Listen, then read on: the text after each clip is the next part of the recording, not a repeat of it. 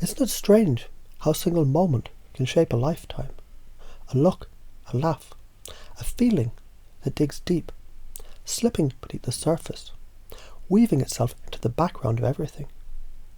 But was it ever real? Or was it just a story? When you didn't know that you were writing? Because memories, they're not set in stone. They're malleable, fluid, shifting like shadows in the mind. And if a single moment can create fear, then a single moment can also erase it, replace it, reframe it. And as you begin to realize this, something interesting happens. You start to wonder, was it ever about you? Or was it just a reflection of them, their laughter, their judgment? Was it ever truly about you? Or was it just their own insecurities, their own discomfort, their own desperate need to control something outside of themselves? Because haven't you noticed that people only ridicule what they fear? That the loudest voices, the harshest words, the ones who try to tear others down, they're almost always the weakest inside. The most confident people, the truly powerful ones, they never need to humiliate anyone. And now as you see this from a new perspective, a new question begins to form. What if fear was never yours to carry? What if the shame you felt never belonged to you in the first place? What if it was placed there by people who didn't even understand their own emotions? People who didn't know how to handle their own pain, so they projected it on you.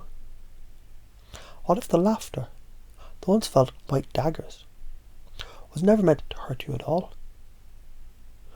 What if they were just children too, confused, uncertain, lost in their own need for belonging? What happens when you let go? Because right now, in this very moment, you can feel it, that weight, that heaviness, that tension that's been carried for too long. It was never yours to hold.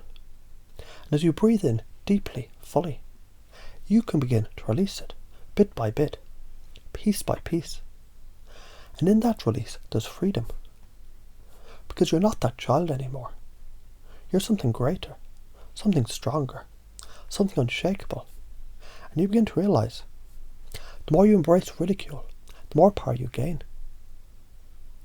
Think about the ones who stand out, the visionaries, the trailblazers, the rule breakers, the ones who shift reality itself. What do they all have in common? They were laughed at, mocked, told they were wrong, told they were crazy, and yet they kept going. Because they understood something powerful. The ridicule, it's a sign of impact. A sign that you are shaking the world just by being yourself. And the more you shine, the more people will try to dim your light. But what happens when you stop fearing that? What happens when you invite it? When you take their laughter, their teasing, their attempts to break you, and turn it into fuel? What happens when you realize that every time someone doubts you, it's an opportunity to grow stronger? Every time someone tries to humiliate you, it's a moment to stand taller. And isn't it fascinating how the moment you stop fearing ridicule, it loses all its power? Because those who laugh at others, they're always the weakest ones in the room. And when you see them for what they are, small, insecure, desperately trying to fill their own void, doesn't it make you wonder, why would you ever take the word seriously? And now something deeper begins to shift. Because haven't you been trying to control yourself for too long? Trying to be perfect, trying to be strong, trying to avoid weakness, avoid vulnerability, avoid being seen, and yet, the more you tried to control it, the more trapped you became. But what happens when you do the opposite? What happens when you stop trying to be perfect and instead embrace the messiness of it all? What happens when you stop suppressing your emotions and instead let yourself feel? When you stop trying to be invulnerable and instead realize that vulnerability is power? Because the people who try the hardest to be in control, they're often the most out of control. And the ones who let go, who surrender, who flow, who embrace every part of themselves, become the most magnetic, the most unstoppable, the most alive. And now you may begin to notice how much lighter you feel, how much easier it all becomes. Because as you let go of control, you actually gain control. As you stop fearing emotions, you become more emotionally powerful. As you stop worrying about what others think, you become more influential than ever before. And as this truth settles deep within you, something new emerges. Because if reality is shaped by beliefs, and beliefs can change, then who decides what's real? Who decides what's possible? Who decides what rules exist and which ones don't? You do. You always have.